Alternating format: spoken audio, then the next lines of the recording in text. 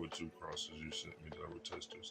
The name is so long I have to go back and look it up.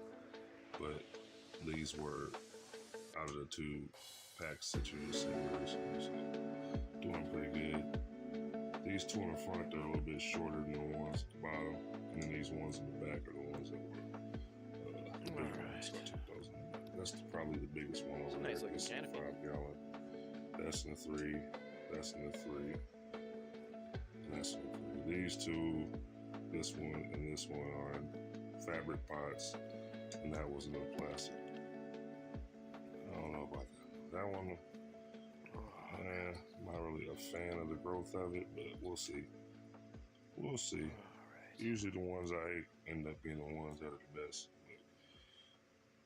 And they've yet to even really start scratching it, so just a quick update. Take it easy. Nice.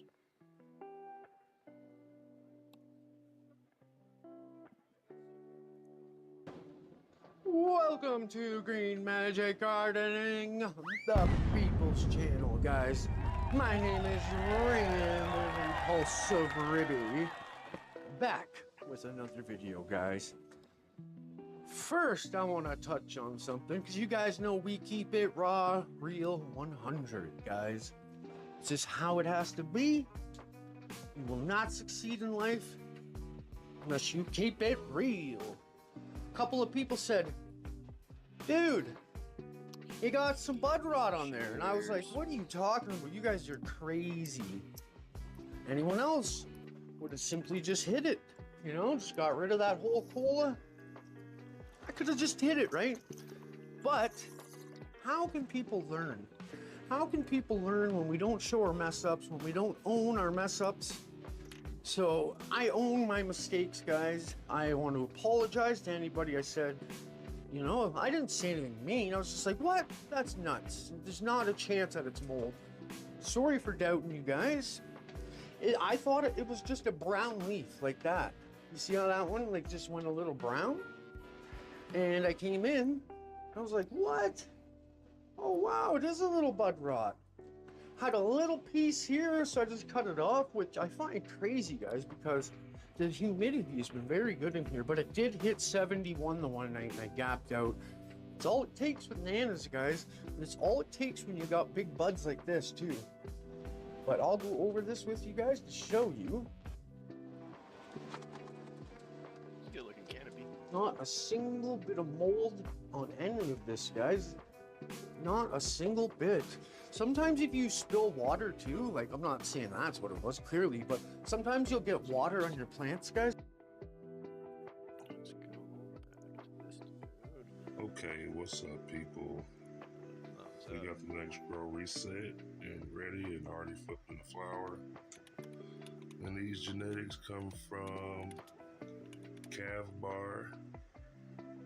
In the front, we got the, what is it? Hold on for a second. The Monster Kush. This one is the Monster Kush crossed with the Bruce Banner. And that back one is Monster Kush crossed with Bruce Banner. And then the other two are the other two crosses you sent me, the other testers. The name is so long I have to go back and look it up. But these were out of the two packs. Welcome to Green Magic Gardening, the people's channel. Had a little piece here, not a single bit. Sometimes if you spill water too, like I'm not saying that's what it was clearly, but sometimes you'll get water on your plants, guys, and you gotta watch that too. Because if you get some moisture and it gets into those cracks, you are gonna get bud rot. Doesn't matter what your humidity is. But we're on day 51 of flower, guys, and this video is brought to you by the fine folks at Spider Farmer, guys. Guys, I want to tell you one thing real quick here. So my truck, right? I got that truck. Everybody's congratulating me. I tried to do something nice for myself. I've paid $11,500. I took it in and it needs $10,000 in work, guys. Yeah, I wanted to cry. I literally wanted to cry. Everything I've saved for, everything is gone, guys. Oh my god, I'm selling the truck, I think. I paid 11. I'm trying to get 8 for it. I've got, like, literally, my messages have blown up. I got like 50 messages. It's gonna sell. I know it's gonna sell. And, you know, I have a heart. You know, even my friends are like, why are you selling it for like $4,000 less than you put into it now? Like, that's wild. Why? Because I want to be able to look myself in the mirror, guys. When I tell you I'm honest and I don't bullshit, I mean that from the bottom of my heart. Like, I just don't. I don't do it. I'm not gonna bullshit for money. Like, that's just, you may think that you pulled a quick one and you got some extra money. That energy that you're putting out is gonna come back at you and you're gonna get screwed over like I just did. And I would never want to make someone feel the way that I feel about this. So yeah, I'm willing to take, like, I got it posted for 8. I'm gonna take 6 if I have to. I just want to wash my hands with it, be done. But that's where I'm at with the truck, guys. Like, oh my god. So yeah, it's been hard to keep an upbeat, happy, you know, it's hard to keep my normal upbeat personality after all of this, guys. And then I get thrips. Welcome to Tent City, first of all. I know I want to start showing this more. Everybody seems to really like that. Tent City, Tent City. You know what, guys? All that matters to me is I got you guys. We've built this community. I would give up every cent I've ever made to keep this community. So that's all that really matters to me, guys. But I just wanted to tell you guys that. Anyone else would have hid that too, because I know people are going to say, this dummy paid that much money for a truck that's a piece of junk. Yeah, I did, guys. I did. It was my first vehicle. It was a very stupid move. But yeah, so haters will get a good kick out of that one. But maybe you guys can make me up another new name. Now, we're running in a Spider Farmer 4x4 tent, guys. Powered by the SE7000. Beautiful fixture, guys. Beautiful fixtures. 730 watts of raw power, baby. No, not exhausted. Air blown around by the Spider Farmer fan. Now, one fan crapped out on me out of 3 so far, guys. I turn these on and I run them 24/7. It never stops. Now, one is crapped out. It still works. You gotta like jiggle it. So I think you could open it and get the wires, like, you know, fix the wires. That's what I tell people. You gotta keep the stress off of this point, because if you just let that hang, it's got to work extra. So that's what does it, guys. That's what I find. So that's a good little tip. You can do that. Zip tie the cord so it works good. Now, you guys remember back when I got these, they've been running ever since. So I got the one in there, still going perfect too. Now, I keep the driver taken off up here because it causes an extra lot of heat, right? It's exhausted by a 6-inch Spider Farmer inline fan. Heat is at 81 degrees today, and we were down at 61% humidity. So I'm got it all off right now. That's going on, and that's going on, and the temps and humidity will be even better in here. Now we are 2 weeks out, guys. Like I said, day 51 of flower. We got less than 2 weeks left. This is Ananas by Square One. Robin Hood Seeds, actually. Same company. It's in a 15-gallon pot. HP Pro Mix. Gaia Green 444-284. Kelptastic from TNB. That's the CalMag I use right there. You could try the MPK raw stuff too. Throw in some silica, MPK raw silica along the way. Just follow the dosing on the back, guys. And fish dome doo-doo. That shit is awesome, guys. Fish shit works great. Expensive. And microbial mass. I keep forgetting, but get yourself some microbial mass. That really works too. All they are is all healthy strains of bacteria that help your plant to thrive. Now we're getting just over 800 par, guys, at the top. I had to back it off a bit because they were starting a foxtail. But look, you can get a good look in here. I really don't understand why. I still got to cut a little more off. But it doesn't even look like mold. It's literally rot.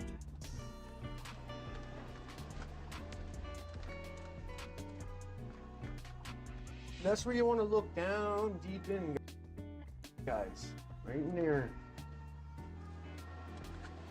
Look at the size of them, guys. They're freaking huge. It's huge and solid. That's what she said. Cringe. Man, now this plant's a work of art, guys. It's really starting to get dank too. That dankness is really starting to come out. Some purple is starting to come out. I'm starting to see it. Oh, what a beautiful, beautiful specimen. At least something in my life is going right. Once the shit storm starts, it keeps rolling, my friends. I get the truck, I get thrips, and this, oh man. Something broke out with my drunk friend the other week. It was a big incident, not a big incident, but you know, it almost got to the point where cops were gonna get here. Like, my drunk friend was just being retarded. I couldn't get him out of here. It was just not a good scene. I don't like that kind of stuff, guys, and it's just been thing after thing, guys. But I think the shitstorm's about done and we're all on our way up. But yeah, I got them hoisted up here because they're starting to fall. It looks more than 2 weeks out, guys. To be honest, she looks 3. Like she could go another 3 weeks or so. Look at all the white hairs. It's not even still. They're not even changed yet. Like, that's wild. What I'm thinking is this plant is going to take an extra week or 2 for some reason. And the buds just keep getting fatter and fatter, guys. It's absolutely freaking crazy. But yes, if you're buying anything Spider Farm or anything, guys, in the future, Green Rush Nutrients, we also have a Discord. Make sure you're dropping a comment. I'm going to be doing lots of giveaways still. I use a comment picker, guys. I don't just tell you in the comments. That's a scammer. So drop a comment and like the video, guys. You guys have been amazing lately. My code is Green Magic, one word for everything, guys. So if you're getting Spider Farmer or Green Rush Nutrients, or even this bad boy that's still... It still hasn't charged, guys. It still hasn't charged. It's running and running and running. I believe it gets charged off of the lights, which is pretty wild. I will let you guys know, but yes, code Green Magic for everything, guys. Now, after all that rambling, we are going to be watering her. That's just plain water. I really think she liked that potassium. I swear it's been 2 days and it smells like it's danker already, guys. I really think that potassium is gonna help. So maybe we'll hit it with potassium once more, but today we're just gonna hit it with pH water, and that will be it for today. Gardeners, how is everybody? It's day 55 of flower. Holy macaroni. Guys, they are restricting my stuff a lot more than usual. All I ask you guys is to please be patient with me. I put up multiple videos, right? And then when one gets restricted right away, because I worked 3 weeks on that video, guys. A lot of time put into that and restricted. So usually I'll have a few videos, and then if they restrict it, I can delete it and unprivate the next one. I'm trying to stop doing that. I know it pisses people off, guys, but oh man, it's such a letdown, guys. It's such a letdown when you do all that work and it gets restricted. It's heartbreaking. It's actually heartbreaking. So, but remember, every Monday, Wednesday, Friday, guys, I'll always be there posting. Let me show you guys. Whoa! What we're working with. Oh man. Sorry, I'm a little out of breath here. I'm running around.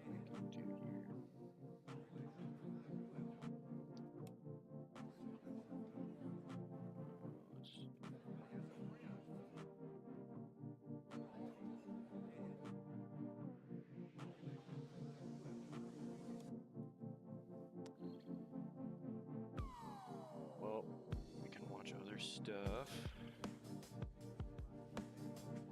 What else is on here? Should we watch some skateboarding?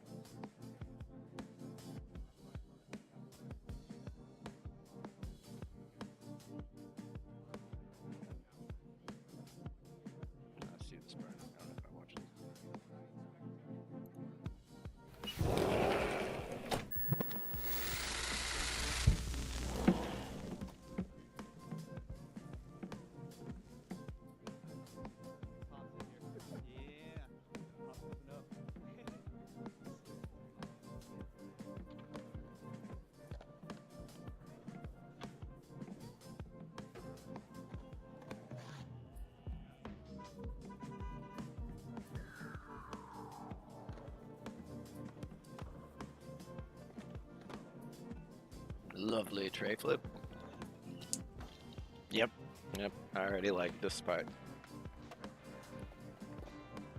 Good style, good trick selection. No complaints so far. Oh, God, nice. Lofty, fakey tray flip. Half cab heel. That one's hard on flat, let alone down anything. Wonder if it's easier down stuff. Yep. Ah.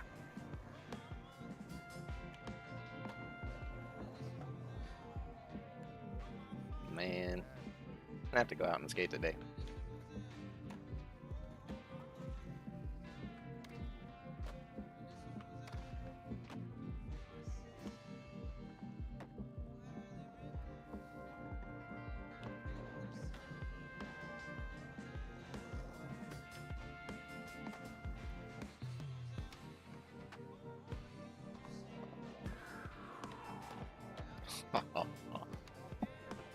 That trick looks so cool. Even without the kickflip in, but when you add the kickflip, it just makes it so much cooler.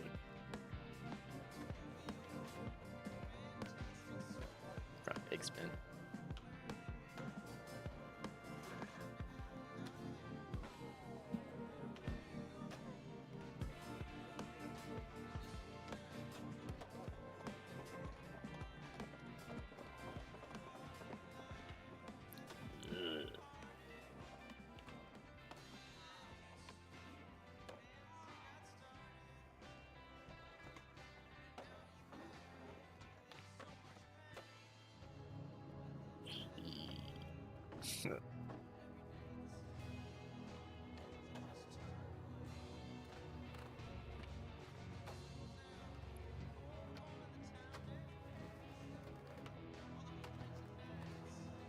Yeah.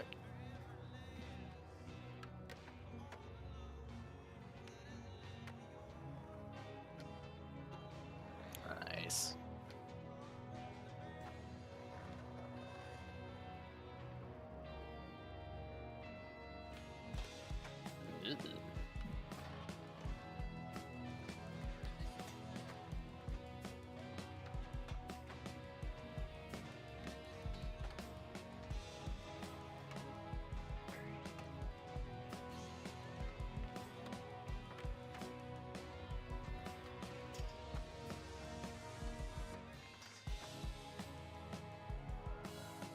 He's got it on handrails too.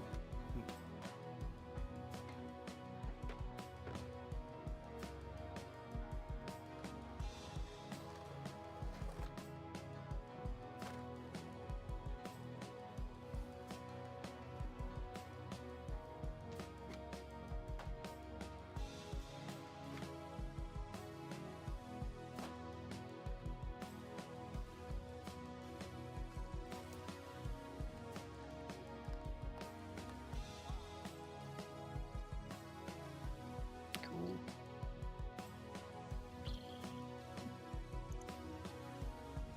All right.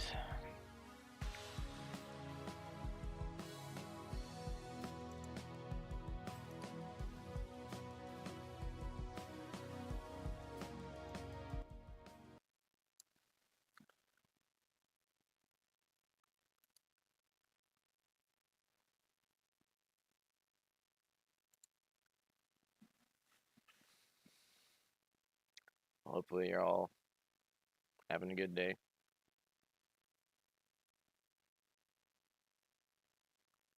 Guess I'll show you the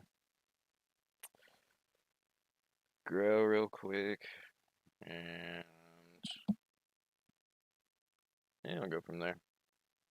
I poked my head in there earlier, and it was looking like one of them is a little bit more droopy than the other one. There's 3 in the solo cups. Those are the droopiest ones, right? And you'll be able to see it. It's towards the end of their light cycle for the day. Like the lights are about to turn off in about 15 minutes. So some of them are a little bit worn out. We'll see how they look.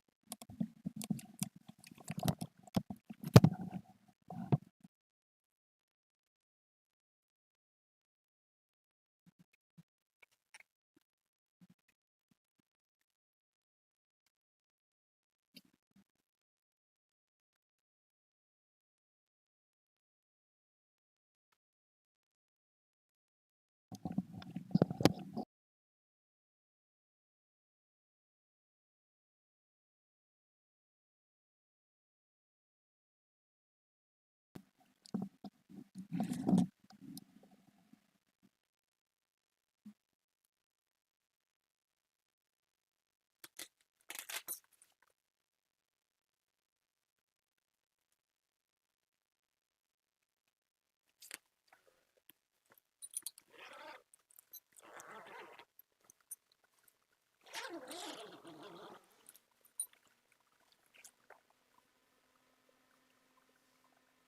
Farmer G3000.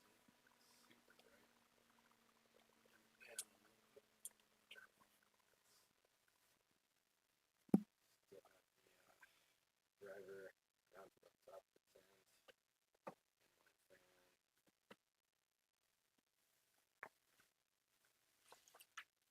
Yeah. Let's take a look. If you're looking at this one right here, this one was the tallest of all, fastest growing of them all. Of the three solar cups that we're talking about here. That one being the middle of the two, of the three. This would be the smallest. So, I've been watering them all the same. But now that this one, I've got it larger than these two. It's got more leaf surface, so it's going to absorb more light, and it's going to go through more water more quickly because of that. And that's why this one's a little bit droopy.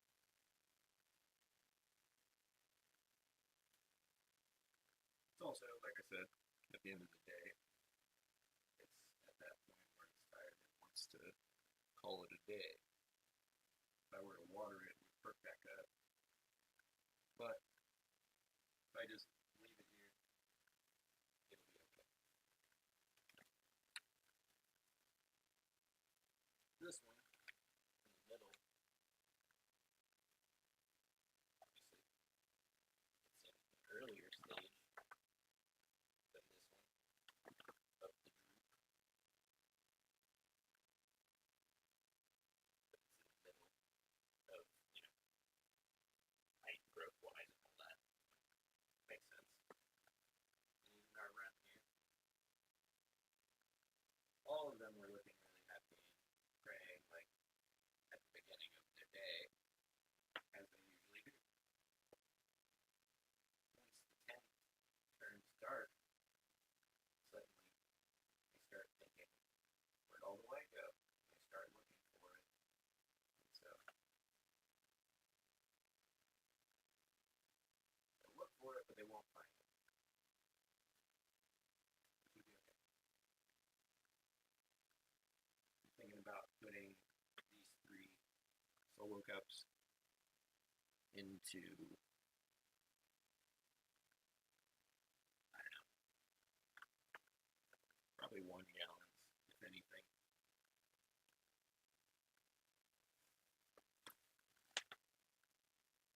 Seedling's doing alright.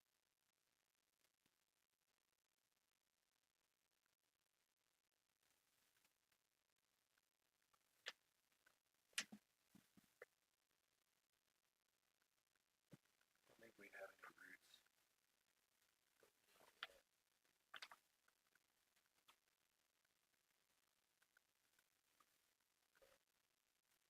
It won't take long.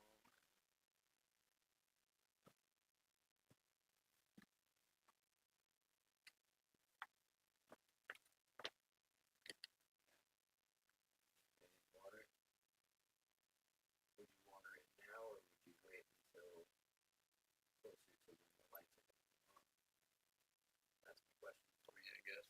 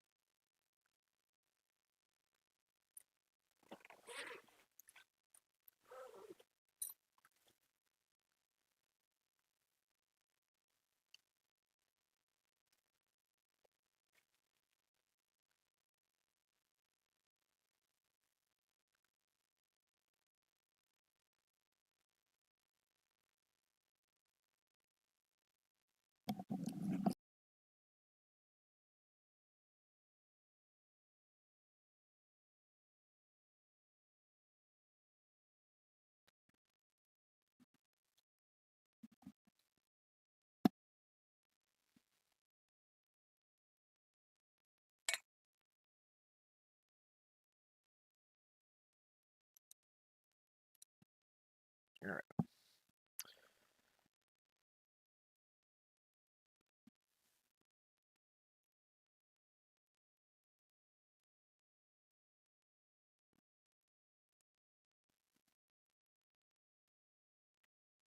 What should we watch now?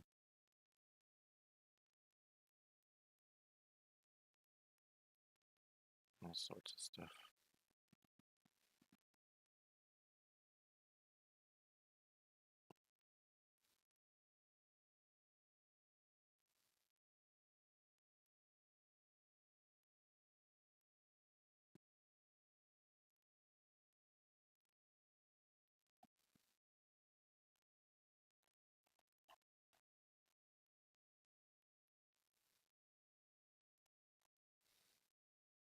I like that part.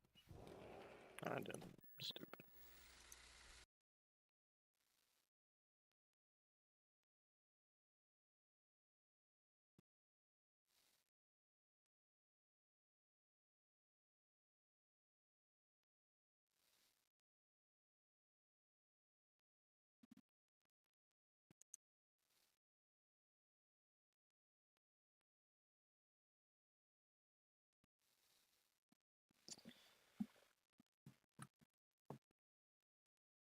Well, I'll just watch That helps us with keeping this. the I was labor watching this earlier to Is that keep kind of listening to your this. rule of thumb? One guy, one grower per 100 lights, or that's just what it ended up to be? I think that's just what it ended up to be, but It's about seeing what it is. yeah, pretty much. Yeah, one guy for 100 lights. I mean, if you were back in the day, you say, "Oh, one guy will run 100 lights," you'd be like, "You're tripping." Totally. But these days, I mean, you don't have a choice. Yeah, and I think if you're really delegating that work properly and you have your scheduling on point, you can bring down that workforce tremendously. I watch guys putting on nets as plants are already getting so big they're flopping over, and their game plan for the day is, oh, we're gonna get 2 sets of nets up. And in my mind, I'm watching this and I'm thinking, why did you not have? You really need for these size of plants 3 nets. Why were 2 of them not up Already. Let the plant grow through it, and then just go, well, the plant's still soft and growing, like start separating them and opening them up at a young stage. And we can take, what should have been an 8-hour day at this stage and turn it down to 2 or 3 hours of labor with 1 or 2 guys at a younger stage. It's just timing is everything. How long is your veg time? It's about 16 days. 16 days. And are you in Rockwell or Cocoa? Rockwell, we do like a 4x4 by 2.5. Okay, and you go onto a slab? We go onto a slab after that. Yeah, it's exactly what Jungle Boys are doing right now. Okay. Yeah, 4x4 by 2.5 onto a slab.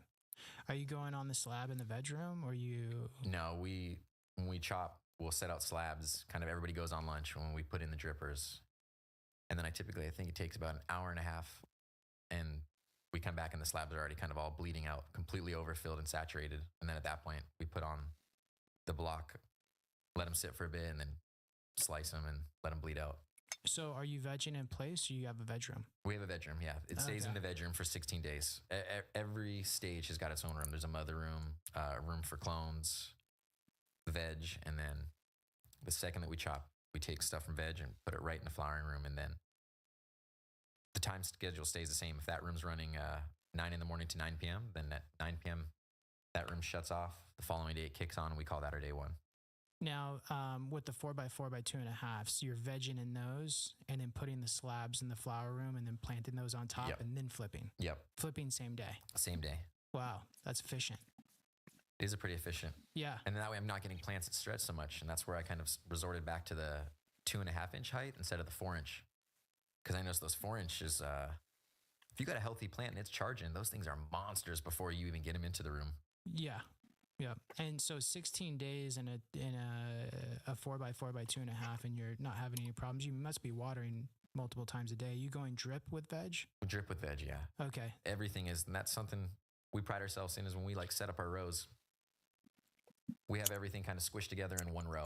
And for one room, it basically takes up 5 rows in veg space. So there's 10 rows in there, and then 5 at one stage, 5 rows at another stage. But we'll keep them, all the blocks, together for about 4 or 5 days when we put a plug into the block. Just hand watering. Hand water them once. Actually, to make it even easier, just put a clip with the hose onto the tray, and I soak the shit out of the tray and Just like an ebb and flow. Just like an ebb and flow. Let the blocks get fully saturated and then open the drain and then let them dry back for 4 or 5 days. And then after that, we separate. But our big thing is when we separate, we try to put them in stages. You know, row 1 is our smallest, 2, 3, 4, 5. And to the untrained eye, it looks pretty uniform. But that way, as far as our irrigations go, is I can kind of tune things in to where I let them dry back a little bit more if I had a row of some smaller clones. So that way they get a little bit extra stretch. And that way when it's time to set them inside of a room, I'm completely uniform. Now, is that on the same bench or a different bench? Each bench has its own irrigation. So that's why I was asking, because it had to have a different zone. Different zone, yep. Okay. So basically one row might get 1 or 2 less feedings, maybe the first 7 days in there. Based on the height of the plant. Based on the height of the plant. Will you be able to get those plants caught up to the other ones? Yeah. So all those plants will go in the same, but you're just adjusting irrigation strategy based on the size. Yeah. That's great. Yeah. And Yeah. one other tiny little thing. You got to be on your game to be paying attention to that.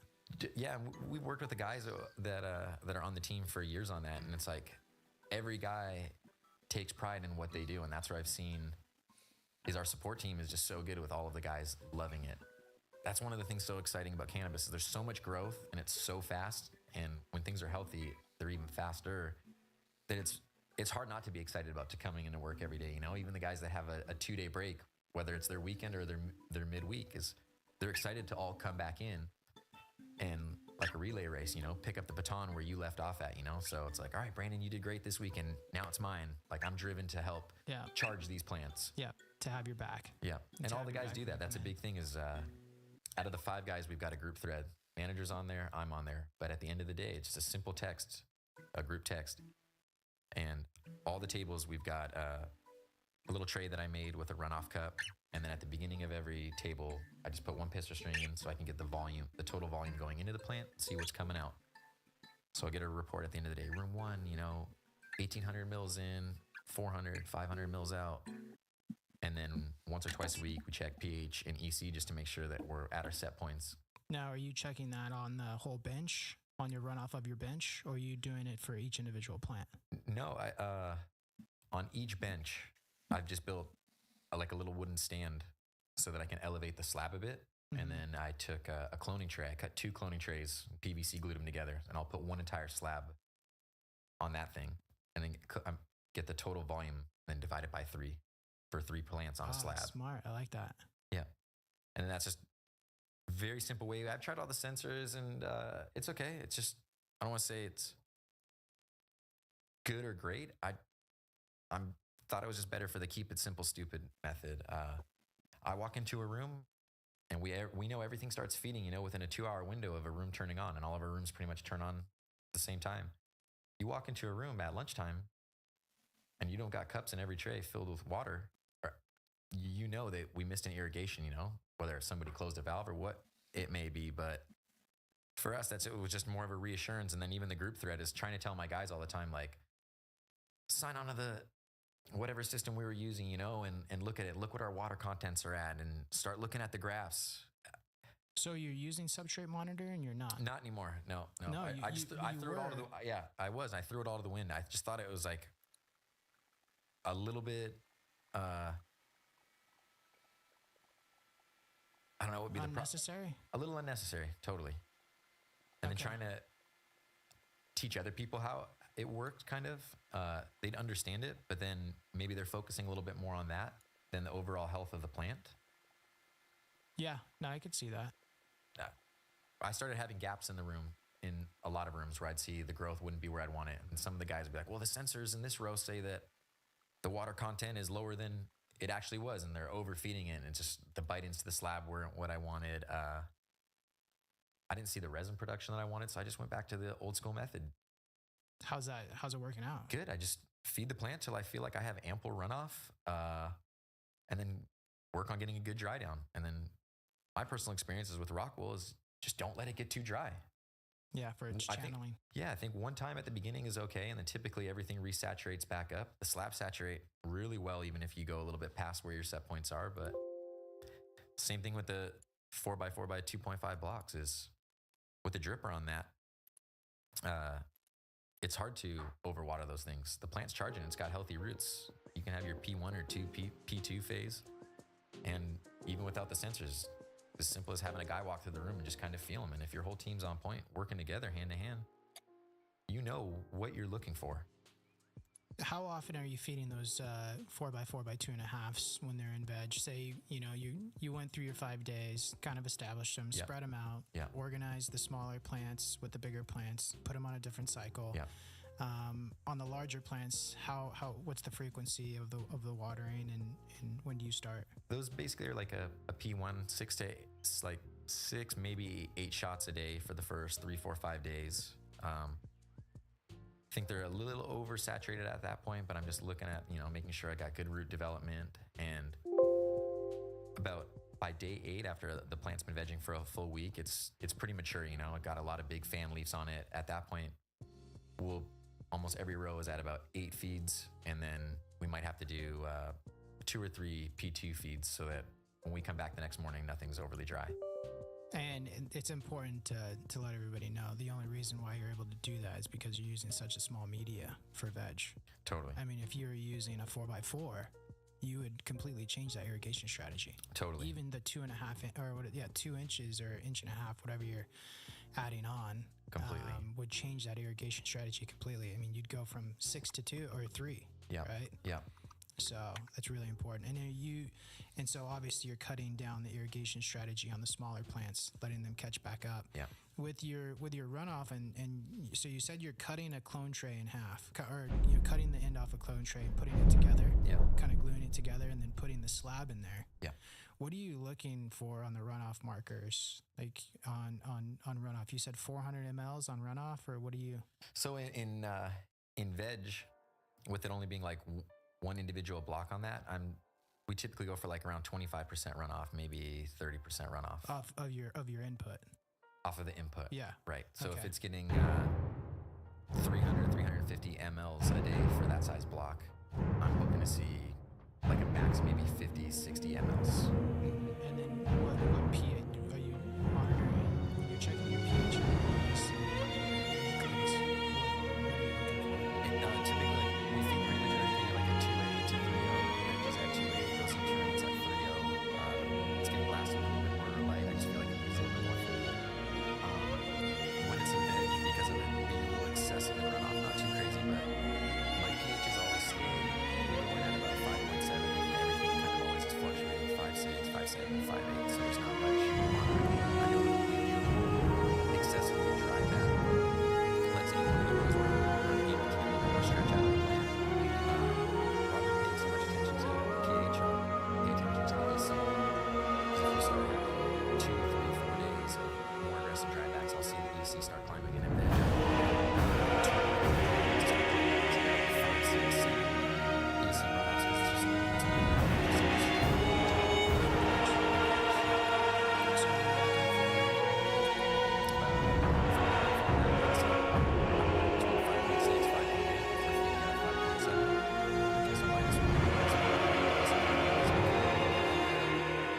from my EC runoff, I'm hoping not to climb more than like 3 EC in it. So if we're feeding for veg. for veg, yeah, I don't want anything really over a 6. Okay. And if it is, we just add an extra P2, maybe 2 or 3 shots one day. And then we'll retest that one specific row the next day and be like, okay, the runoff's now coming out at a 4.5 or a 5. Now, when you're going in and you're doing that initial drench on veg, are you hitting them at a straight 3 EC or on Proline? 2.8, yeah. 2.8 EC. 2.8 all the way through veg. Proline, cleanse, balance. Yeah, balance, not really. I'd use, Tap water? no, we use RO, but I use a General Hydroponics, the pH, Up. yeah, the pH Pro Plus up. Okay. And so hitting them at a 2.8 EC right when you drench, then you're monitoring your runoff, making sure it's about a 3 EC on runoff Yeah. in the clone trays you go together. Once you transition after 16 days of full veg into flower, are you taking that clone tray that you built and put it in the flower room as well? Yeah, I have the same thing already built for the flower room. Okay. And then what's your irrigation strategy looking like day 1 to flower to, week 1 to week 3? Week 1 to week 3, when we put them on top, when we put a 4x4 on top of a slab, I'll irrigate them for 48 hours with lights on. So we use that open sprinkler, Yep. which is That's what we're using right now until we get ground. it's amazing, no problems. And again, it goes back to the keep it simple, stupid. Everybody can kind of walk through without a whole lot of instruction. Being able to actually click on things and label them for yourself, build your irrigation strategies, it works out pretty darn well. Yeah. Very simple. So we'll go into 48 hours of feeding, every hour. So you get 12 shots. You do like a 2-minute shot with a 0.5 gallon crowd dripper. Not Are really. those 45s? Yeah, you do 45s. Do you try to put 3s or? I just don't. I get bothered by things pretty easy if the workflow is in there, and then an open sprinkler is setting up the timings to be 2-3 minutes apart. I don't want to go into it and have feeding on at 9 a.m., 9:23, 9:46.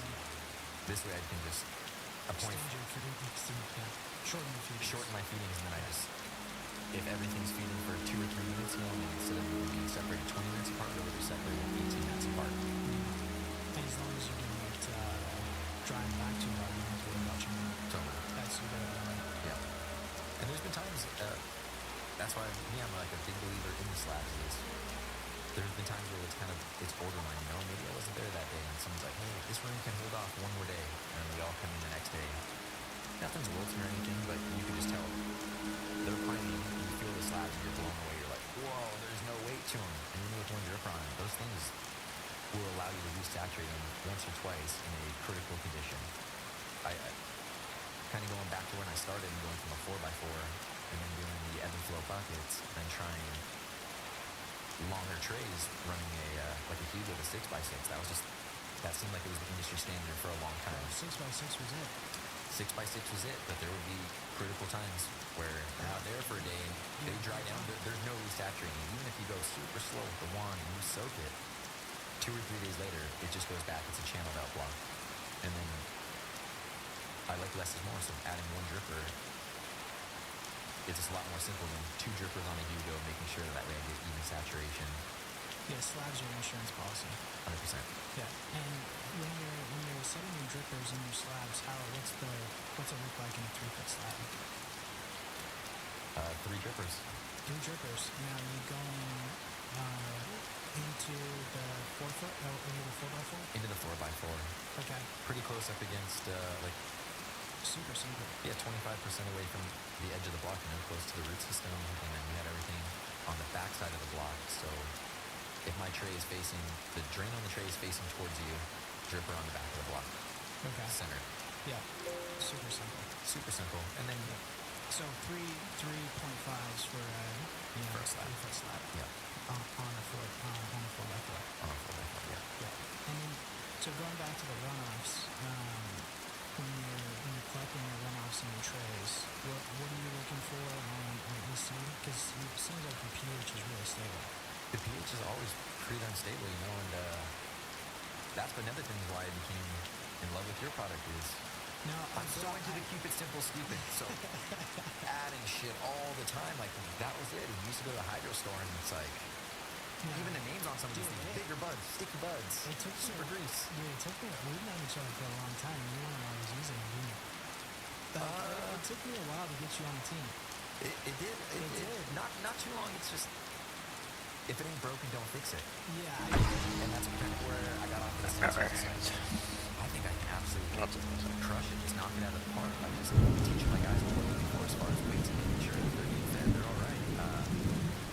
But running a 12 or 20 part system, adding this and adding all your cups and stuff, it's just, it almost sounded too good to be true. Yeah. Like you come over to my house with a couple bags of salt. Here, A and B. In my mind, I'm just thinking, no, this can't be right, And then you start kind of putting together some indicates on the phone as what you're using. You're like, I've got 6 bottles of some shit,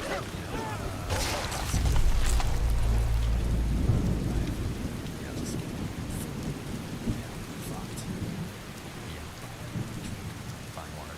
Yeah, fine water, separated into the box. It's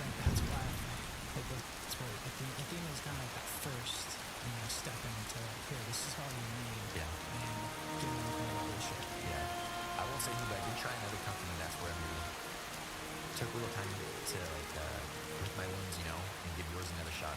Is I want all my reservoirs, I want all my drippers. This is a couple people listening to this here. I don't want to work harder. Clog drippers is just something that I see in way too many facilities, or even some of my buddies' gardens. And one of the other powder formulas, I'd come back in a 24-hour period, you know, and what was left in the reservoir, you could wipe your finger on it, and it was just coated with sludge. You start opening up filters, and it's terrible. It's a mess. It's setting you up for failure, you know, and that's one of the big things is even when you gave me the samples, you know, is whipping them all up in a trash can, you know. I'm like, do I use it today? I'm like, no, let's test it out tomorrow. But coming in there and then just seeing that I didn't have all the fallout, you know, and then it was still clean. I'm like, all right. And yeah, it's everything that you're seeing in your reservoir is going in your lines, and everything that's in your lines is going in your drippers. Oh, 100%. It's got, like, when you're doing a 500 liter, like, you can't be fucking around. Totally. You know, and be out there trying to unclog drippers. What did I do? I came by and I dropped off some Perline. Yeah. Is that how it went? Yeah. And you're like, dude, how are you not using it? I was like, well, I'm a worrywart. Yeah, because we're neighbors, and I remember you're using another line for the longest time, and I kept talking to you about it, right? Yeah. I kept mentioning it, you know, and I was like, yeah, like, you got to get on it. And I think one day I was over and I just went to the office, grabbed you a bunch of product and dropped it off, right? Yeah, we were going to go riding or something. You brought me a bunch of bags. You're like, here, start using it. I'm like, oh, man. I kind of felt, you know. Felt guilty because you're like, yeah, I'm like, he's my boy. He's my neighbor. I ride dirt bikes with him, and I got to run it, you know. I got to try it out. Yeah. But it was instant success. And since then, I've, you know, got a bunch of dudes on it, and it's pretty cool. People come into our facility, and they're like, well, you've got all these tanks. How come it's just filled with water? Like, I thought you're supposed to use a bunch of chemicals for growing pot. I'm like, well, you need fertilizers. Yes. I'm like, and here's what we use. It's super simplistic. And they're like, well, how come if these are the tanks for the room, there's no fertilizer in it? I'm like, it is. Here's our RO holding tanks, you know, and they're extremely light blue. I'm like, and here's my feed tanks. I'm like, they've got like the tiniest little shade to it, you know, because I know you don't use dyes, but it looks super clean to the untrained eye. It just looks like a normal storage tank of water. Yeah. Yeah, it's really, really clean. A lot of doing liquid fertilizer is a walk in the park to powders as far as manufacturing. Yeah. Because you can get away with less quality inputs, less raw quality of inputs on a liquid, because you can filter the liquid out once it's, you know, mixed and done. You do a filtration process, and then you bottle that, right? Right. But when you're going with powder, like powder formulas, it gets the quality of inputs have to be another level over liquids, and a lot of companies don't understand that. A lot of, you know, nutrient companies, they don't understand, like, you cannot change an input. Like, if you change where you're sourcing your raw material from, if you get in a crunch or you're done. I mean, you're gonna have not always, right? But a lot of the times, if you're gonna change a raw input or change where you're sourcing products from, you're gonna end up with sediment. You're gonna end up with all these problems, and then you're gonna get something like you were seeing earlier. It's gotta be consistent, always the same raw inputs, and that's what we really focus on. Yeah. So going back to the runoffs, what do you like to see in that transition week of the first few weeks of flower? Are you still seeing it 3 EC, or are you climbing up a bit? No, I started climbing up a bit. Kind of about 2 weeks in is when I start seeing them climb. I don't really check that first week, because after we go 48 hours of being on the slabs, I'll take 3 to 4 days of letting them dry back. One in the roots to really chase into that slab. Yeah, drying pretty darn hard. So it's been a while since I did check an initial runoff after an immediate dry down. But to me, that's completely invaluable. You know, the plant's looking healthy. I know that my EC's probably skyrocketed because it's dried for so long. I mean, even 3 days in a slab, your pH is going to be shifting quite a bit. So as long as my plants are really looking healthy, I'm not really checking my pH or my EC runoff until about 2 weeks into flower. That's when I kind of start again. Okay, so If I keeping it sense- really simple. Yeah, keep it simple. Like, again, we just look for plant health, you know? If everything's super green and vibrant and praying and the plant's thriving, it's charging, you know? I'm getting a nice tight stacking on it, a lot of branching. It's super vigorous, you know, like, not saying look the other way, but I don't need to break into things pretty good. What we will do is we'll just grab an X-Acto blade on a couple slabs. I'll bring tape into the room and we'll cut the side of a slab open and just making sure that the rooting process is really well and the roots are kind of like scaling and trying to develop as much as they can throughout the block. And I'm running the one dripper. I've had actually a little bit more success with that. I've seen other dudes on Instagram that have, you know, 2 drippers in it and maybe they get an even watering, but for us on that smaller block, it looks like it's getting saturated pretty darn well to where it's got even distribution. With one dripper, the whole entire slab is very well saturated. You know, the stalks of the plant are charging to where 14 days in, they're on a full irrigation where every day they're getting, for our facility, 15 to, let's say, 1,500 to 2,000 mLs per plant. The stock on the initial plug is now starting to break through the 4x4, you know, and the 4x4 is starting to split a little bit. They're biting in so well to the slab. And then from day 14 on, we check once or twice a week the pH and the EC. And I really don't want to see the EC climbing more than like 1.5 to 2 Over input? over the input every week as we go throughout. Okay. And then typically, we start our flushing at day 50. I tailor back on the nutrients kind of like at day 45, we start dropping the temps and the humidity a bit. So then it's like the plant's, its response is it's not wanting to eat as much. I can't put the same volume in or my runoff would just be like extremely dramatic. I'd be overflowing its guts. So we drop the EC back and typically we'll fill up the tank to 400 gallons instead of 500 gallons. And then just top it off with 100 RO water to dilute. And my pH doesn't change. My EC would then go from like a 3.0 to a 2.0, 2.1, 2.2. And then we feed the rooms with a little bit less irrigations. So then maybe I'm chasing for 12 to 1,500 mLs per plant versus our 15, 18, 2,000 mLs if the plant's really charging. What are your frequencies that you're running on irrigations when you transition to flower? Are you still running at 6 to 8? Are you going up? We're probably at like 10 to 12 shots. 10 to 12 shots for how long? For 4 minutes. 4 minutes. Okay. 4 minutes, the half gallon. Okay. Half gallon per hour dripper. And do you adjust that based on cultivar or? Totally. Yep. Just kind of see How where much it's they're at. drinking? Yeah, and then someone will set like an alarm in the phone, you know, if we're aiming to get 8, 10, 12 irrigations, you know, by the time we're supposed to get maybe irrigation 8, if we start at 8 a.m. and we are feeding every 20 minutes, by like 11:30 maybe we'd set alarms, so 2.5 hours in irrigations. We'll go into the room and just see, like, if we're starting to the slabs are bleeding, we already know, like, hey, we can cut back. And then just a light hand feel, sporadic here and there throughout the room, and just kind of see, like, hey, all these plants are saturated. Big thing with the trays is you've got all the crevices through the trays that you can look down. If I'm already seeing all of the slabs are bleeding and I've got ample runoff, I know, like, hey, I don't need 10, 12 irrigations today. I can cut it back. Open sprinkler, baby, just -1. That's awesome. And then moderate. And you're never changing your irrigation times. You're just changing your frequencies. Correct. Yeah. Yeah. And then if a plant's really charging, then without a sensor, we kind of go into that P2 strategy. So we've got one room. I have no idea why, but it just charges harder than the others. It's like our big banger. So when there's a strain that's a big yielder, we always wait for that one specific room. I bet you it has to do something with climate. You know, even with all the sensors that we're using and trying to go back through the data, no one can put their finger on it. And you know the definition of insanity. Yeah. There's mornings that I go in there, I'm like, all right, I'm going to get there before anybody. So I'm undisrupted, you know, and half hour before the lights kick on, I'm sneaking into the room, feeling stuff. Got my hands up, feeling temps.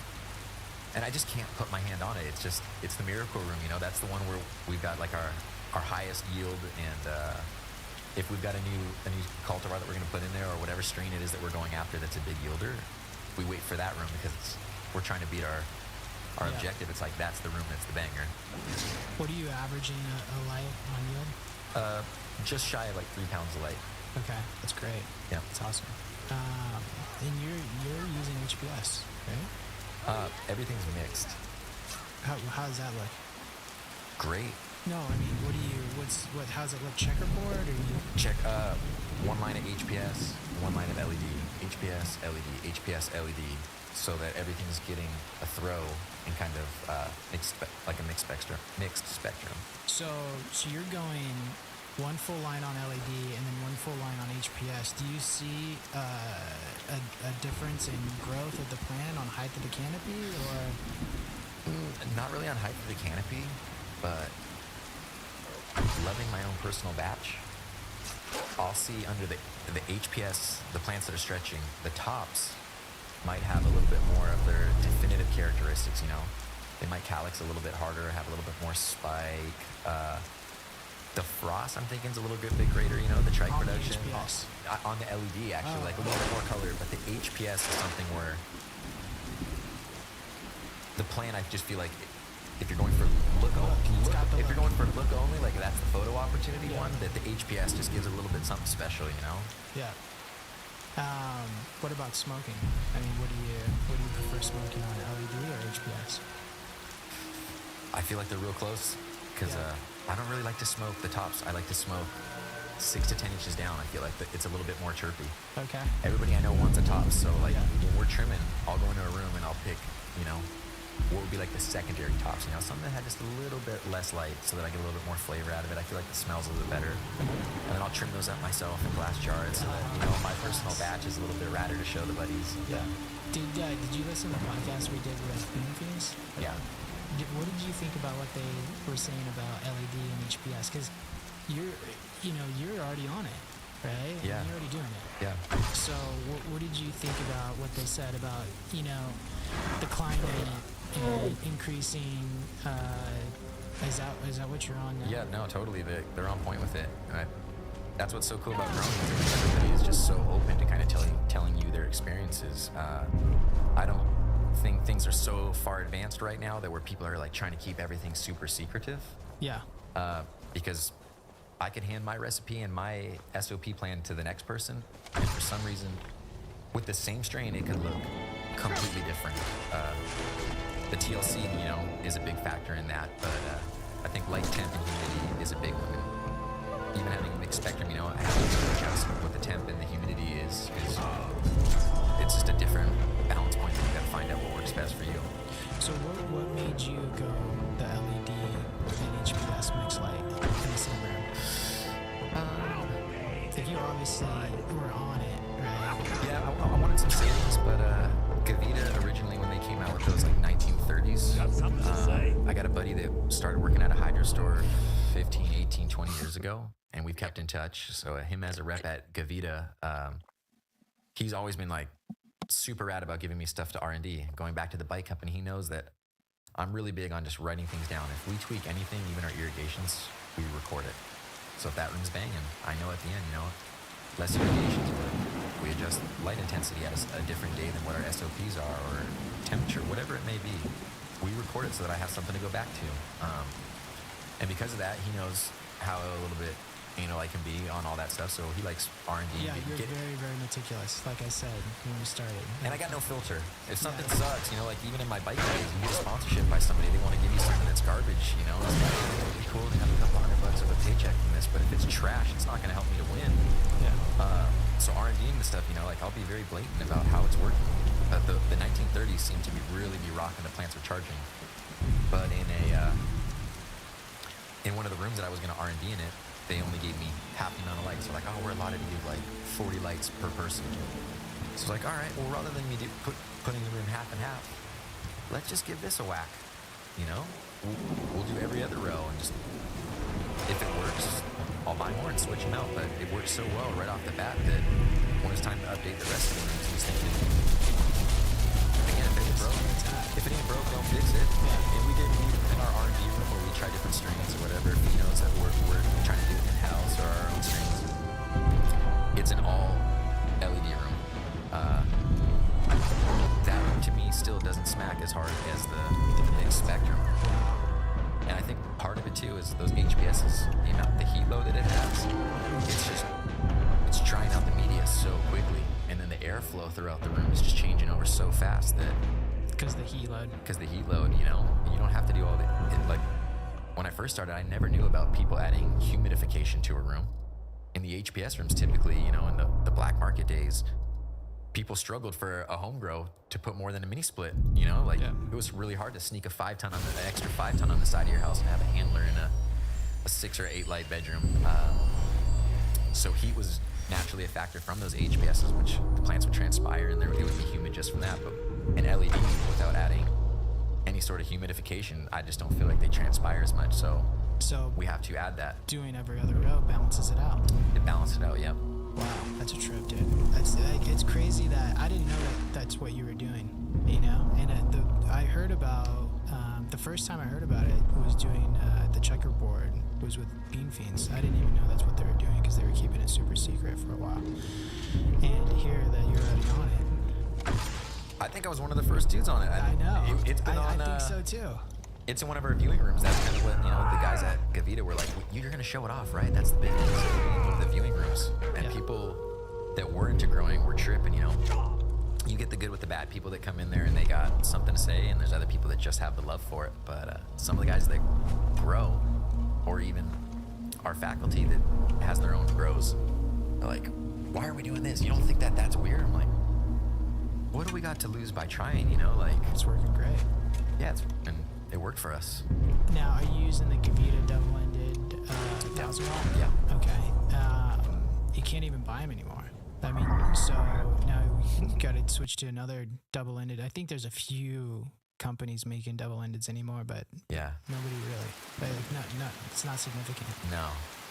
But luckily, since we pulled about 200 something out of the facility, that we have them in storage. So just have some extra. Yeah, if something takes a dump on us, we can swap them out. Yeah.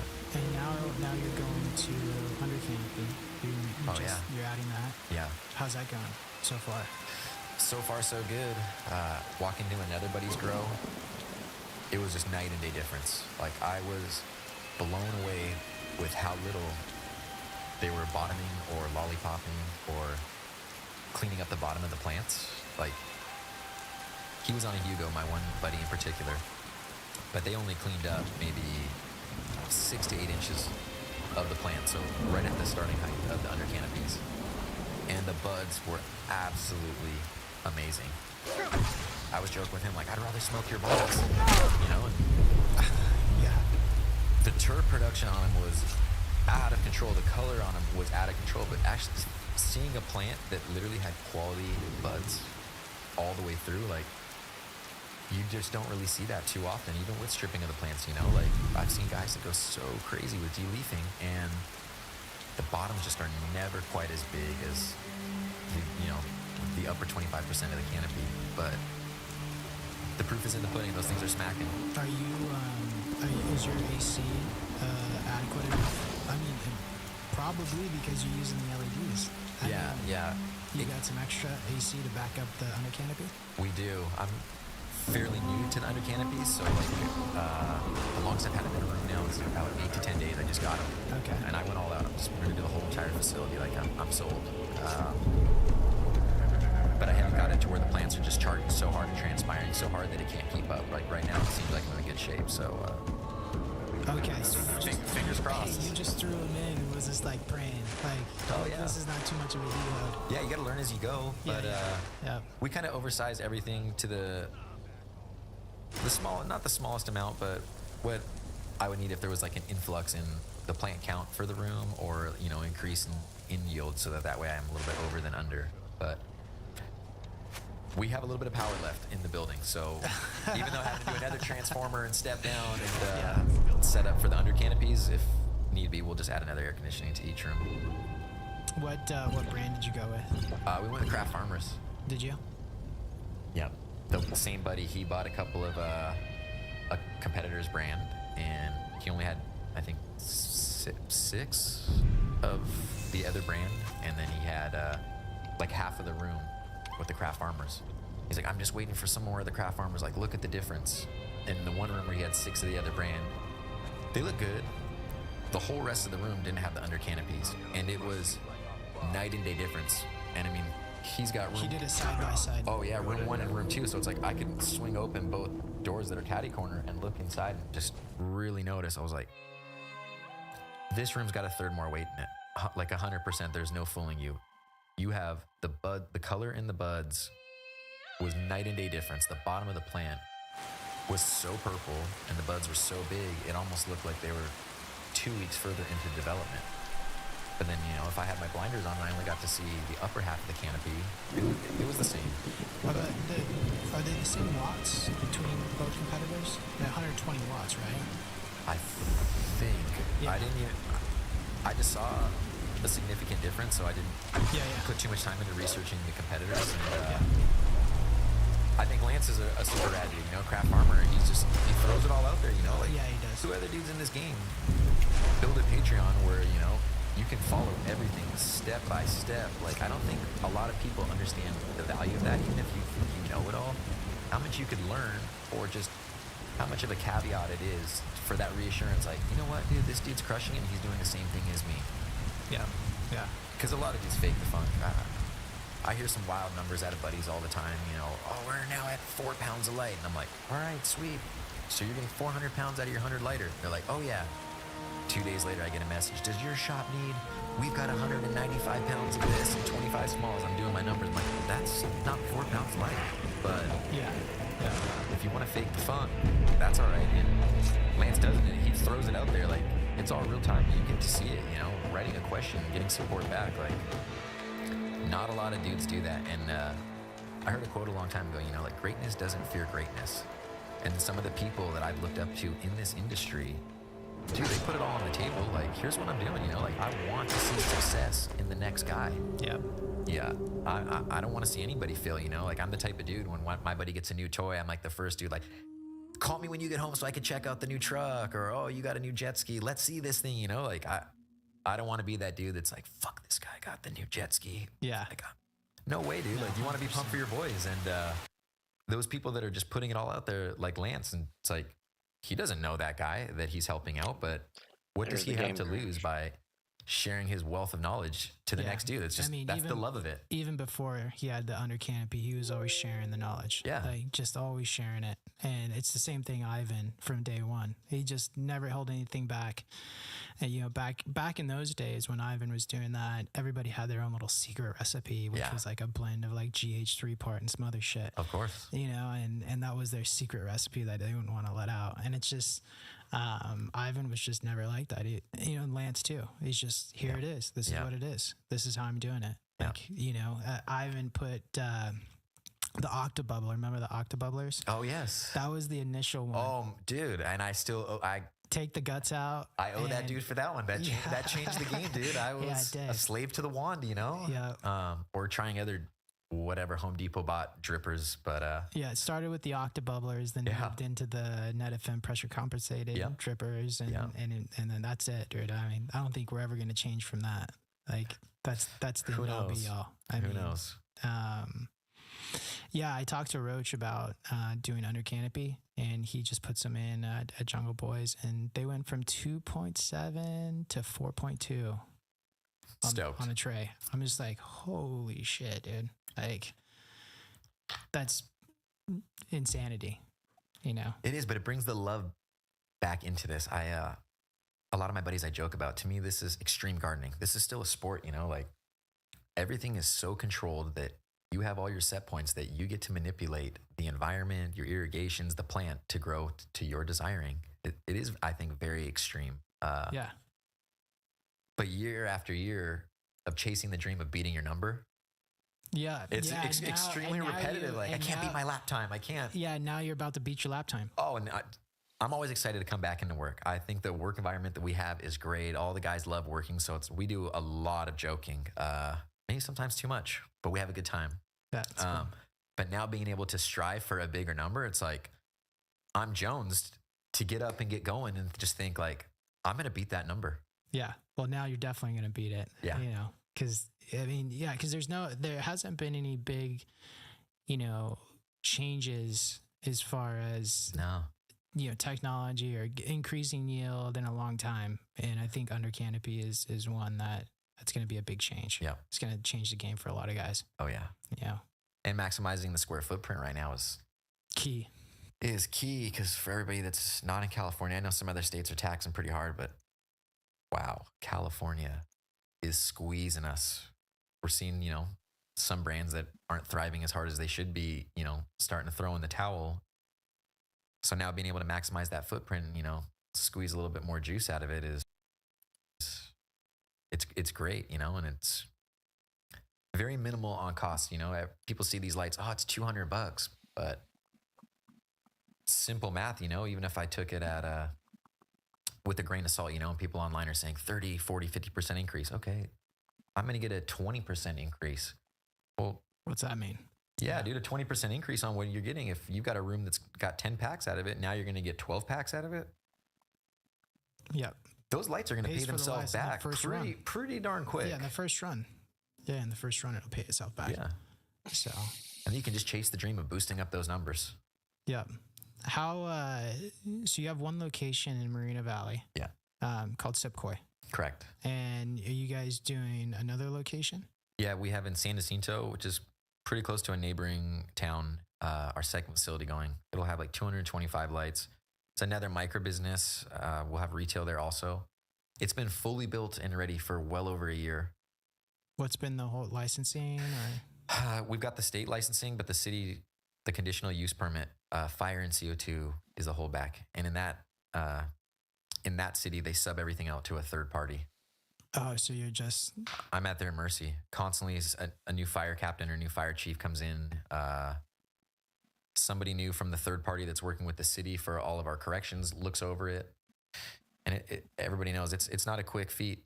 We'll get a correction back, and I'll look through the email and be like, dude, it says right here, resort back to page 10. Like, we made that correction. They didn't open up all the pages and go through it. But by the time I get that back, I could be waiting 30, 60, 90 days. Weeks. Yeah. And this is just a vicious cycle that's been going on, The building's beautiful. It's just sitting. How close are you guys? I was told January 1st of 24 by the city that 100% we'd be on. Oh my gosh. Yeah. So who knows now? Oh yeah. Because on December 14th, I was already taking thousands of cuts. Yeah. I was like, January 1st, we're on. Nope. Flipping breakers, stuffing it with plants. And that wasn't the case. I mean, there's a lot of guys in this industry, but it's hard to make a profit, right? With taxes and regulation. And it's, I'm sitting back and I'm watching you, and you're doing great. I mean, you're profitable. I can tell you're profitable, and I can tell you're running a good business, but I don't think, as far as meticulous and paying attention to the garden as like you are, I just don't think there's a lot of great cultivators out there, but you've got to be on your game. Like you can't, there's no, back in the day you had rooms for mistakes, but those days are over. Completely. Like, you're on it. I could tell. Thanks. So it's all for the love of the plant. I think that's one of the coolest things is how many friendships that I've got to make through this is I think the guys that are killing it, when we all get together, none of those dudes are talking about Thank you to whoever. the level of success financially. Like, Yeah. my new boat, my new this. Everyone is more into, I've noticed quality go up. I've watched yields go up. It's the overall success of the plant and the love of the plant. 100%.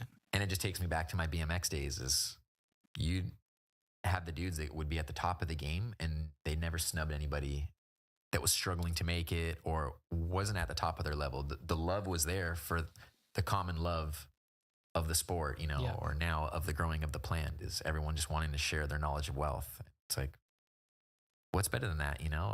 To me, I think with everything else on Instagram, all these fad diets and just learning about, we talked to some of these other things about, how you can stay in great shape and such, Yeah. but Yeah.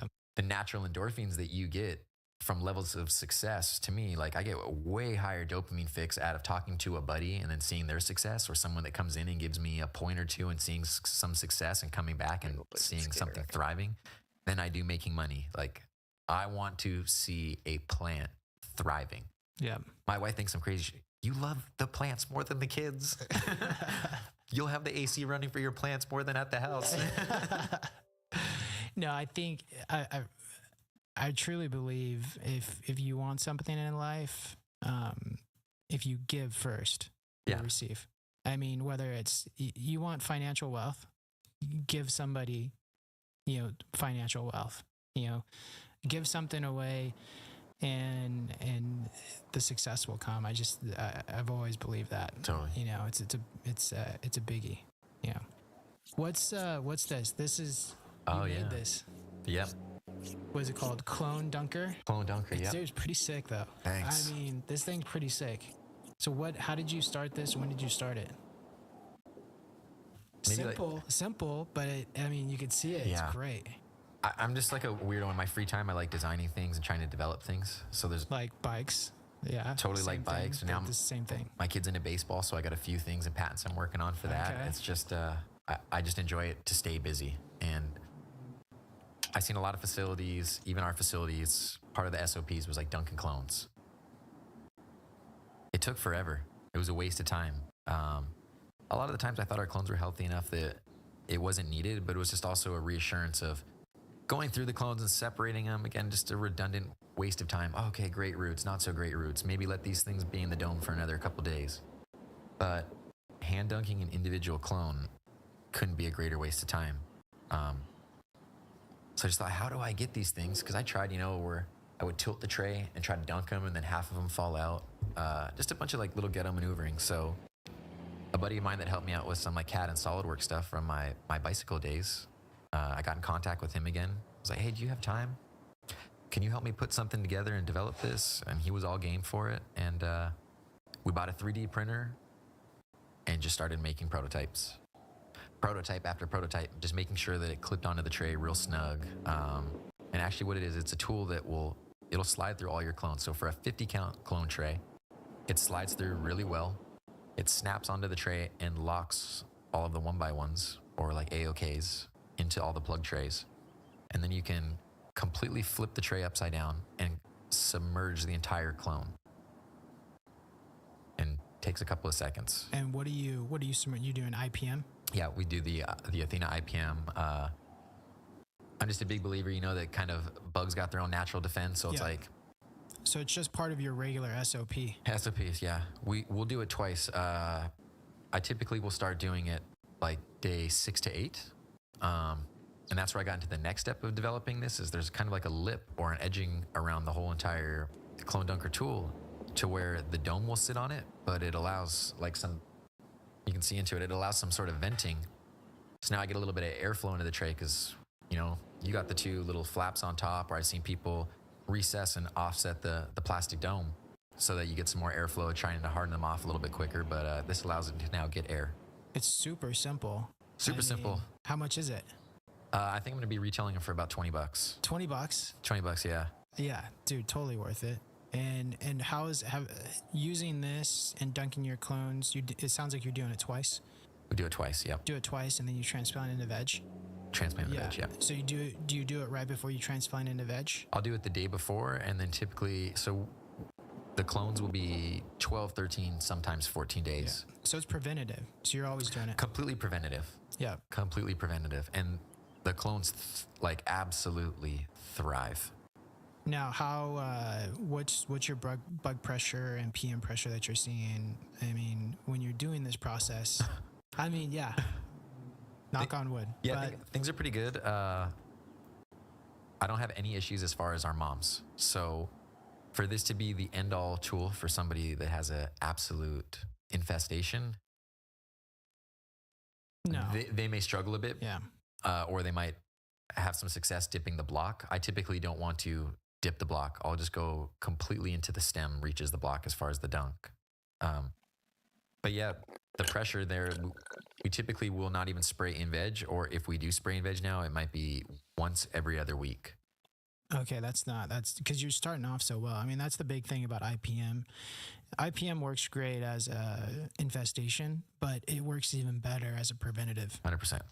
So if you're just make this part of your regular SOP where you're following this dunking before veg, then we spray twice a week in veg, IPM, and then we spray up to week 2 or 3 in flower, just twice a week. Yeah. And then the rest of the flower cycle, nothing. Yeah. You got nothing because you did all the work on the front end Completely. before you had a problem. Completely. And that's exactly what this is, It also works really good for shipping or transporting clones. Yeah, you're right. It locks them in. So this actually locks down a regular Mondi tray. Yeah. So this will lock them down so Completely. you can ship a whole 50 cell tray. Yeah, you could look like Jim Carrey and Ace Ventura with the package. I don't know if you remember that movie where he's throwing it around. Yeah, and it just no problem. No problem. That's where I was like spent so much time is making sure, because the Mondi tray is a little bit flimsy, but kind of the prongs on that are great enough to where it'll really hold on nice and snug to the tray. Yeah, right here. It just goes right under. Yep. And then you flip it down and lock it in. Flip it down, lock it in. So just you see that. slide it through, grab it on the open-ended side, and then press down on it. It'll clip in the other side. Who's gonna distribute it? What are you thinking? Maybe direct to consumer. Maybe my buddy at Athena. I don't know. I think maybe. Is that why you brought it? Maybe. I just kind of wanted to show it off. Like, is this something that's kind of exciting? I think it's sick. I think it's sick. It's simple. It's affordable. You know, and it works.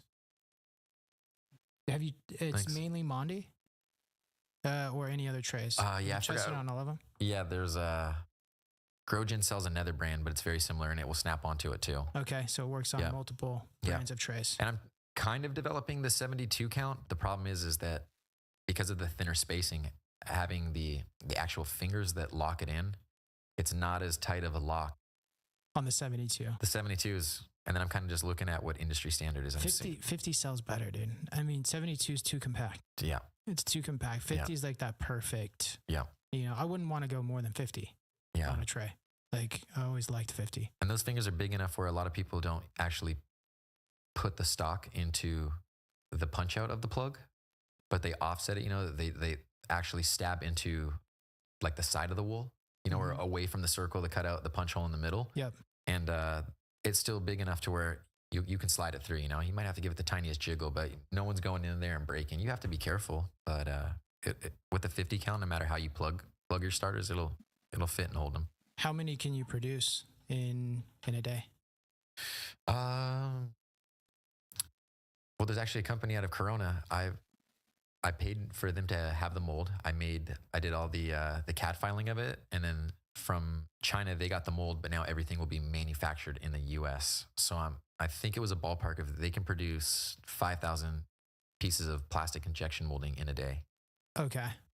All right. Let's have a meeting after this about it. See what's up. Cool. That'd be dope. Cool. Yeah, I think it's pretty sick. And for shipping, it's a game changer. Yeah, that was the other one is that we got the perforated boxes so that hopefully you can stack them up. Like these? Yeah, because it got overwhelming when I started picking some of these things up. Where did you make this box at? Here locally? Somewhere back east. Okay. I'm not sure what state, but it was a company I found online that would do a full cut to size with digital print, all 360 degrees. Okay. But trying to stack these things up, you'd be surprised, like a couple thousand of these things. They're heavy. Oh, it'll take up your whole airplane hangar. Yeah. Oh, do you have a whole airplane I got a bunch of them already. Oh, no way. Yeah, so it's like I have to get boxes so that I could stack them because if you stack them up just on plastic instead you need distribution. Yeah. Yeah, and marketing.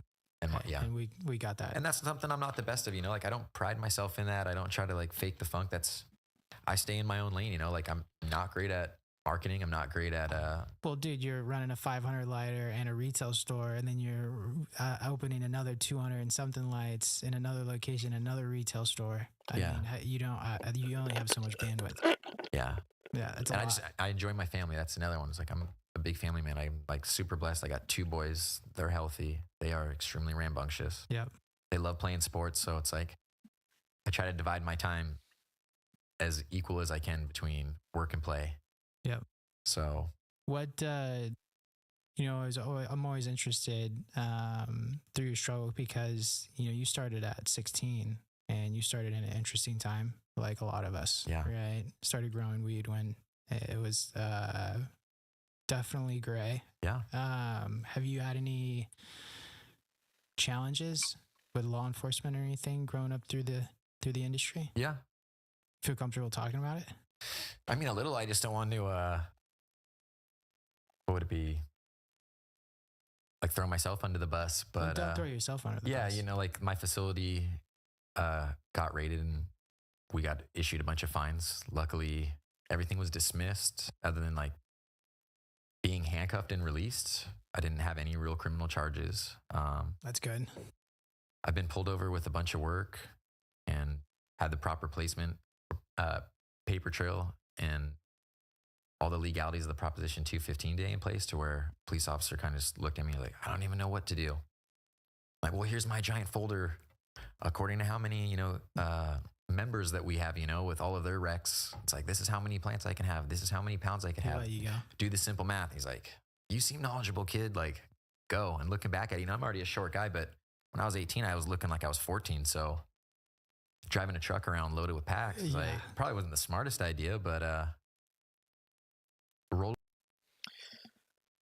All right.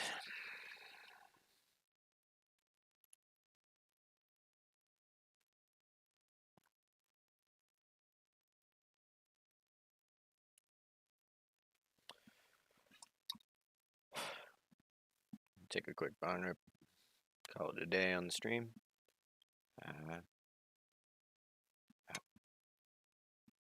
Cheers.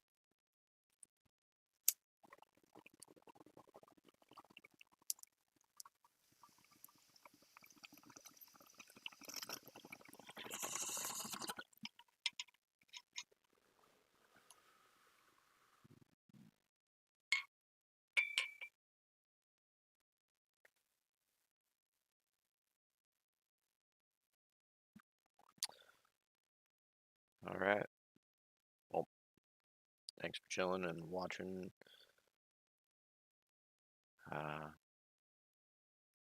Yeah, like the video, comment, all that if you want. Yeah, I'll keep working on having eventually one day better content again.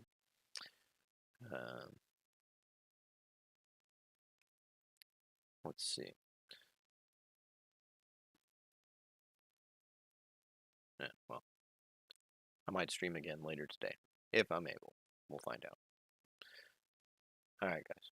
Well, peace out. Have a good day.